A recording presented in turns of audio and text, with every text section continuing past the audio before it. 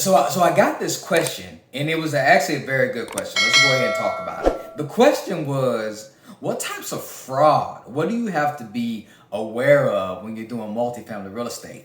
Great question, because if you're getting started in this business, last thing you want to do is lose money. Even worse, losing somebody else's money. And so being aware of potential fraud is something you always want to be out on the lookout for.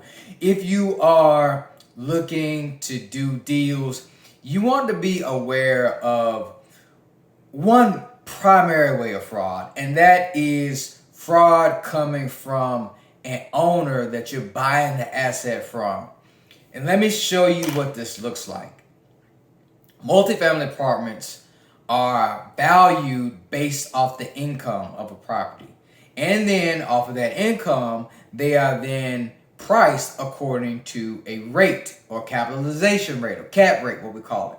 So let's say, for instance, that the cap rate is 10% cap rate, and the property makes $100,000. So that property would be evaluated at $1 million, right? You could take 10 multiplied by the 100,000.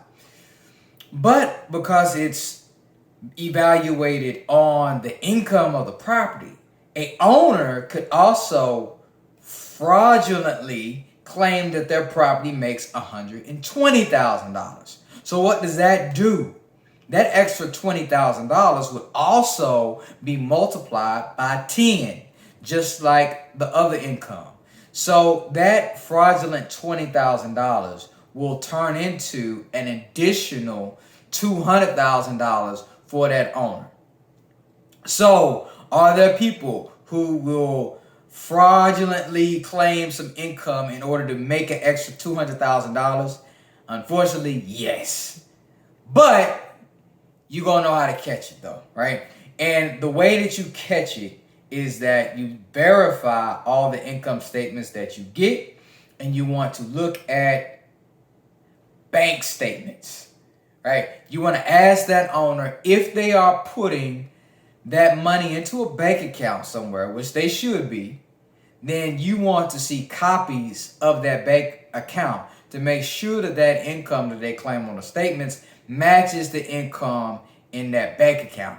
If it doesn't match, now you've got a decision to make.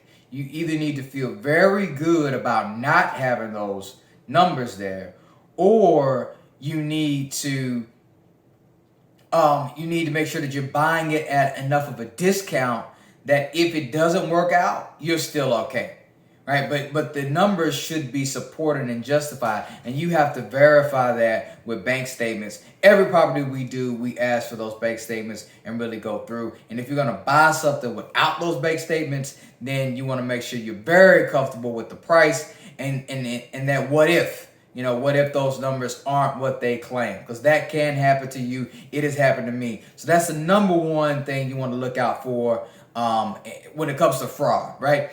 Make sure that you get your numbers. Make sure you look for those bank account statements and you verify that against the financials that you got. As long as you do that, you'll be safe. You'll make sure that you make sound investments and your career will take off. So hopefully you found that helpful. Drop a comment below. Let me know your thoughts about it. Give this video a thumbs up, and I'll see you in the next one. Take care.